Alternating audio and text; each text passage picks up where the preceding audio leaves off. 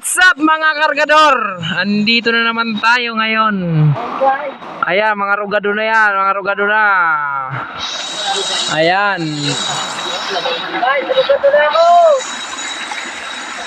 Ayan ang mga hanap buhay dito ng mga Pilipino sa Tanay Rizal.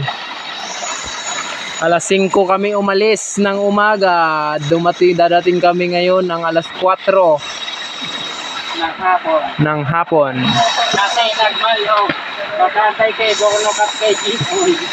Kaya kami hinapon kasi napakahirap talaga ng daan. Sobrang.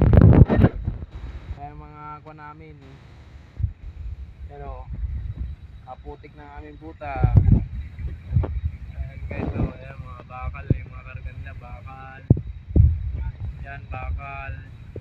Tapos 500 na sako. Yung malaki na yan. Yan, bakal. Oh, bakal yan.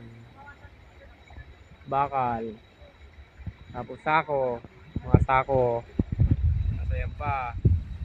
Yan, rugado na yan guys. Rugado na. Ang kargador na rugado na. Pati ako siyempre. Yan pa oh. Patawa-tawa na lang at malapit na makarating sa pagdadalhan. Ayan na.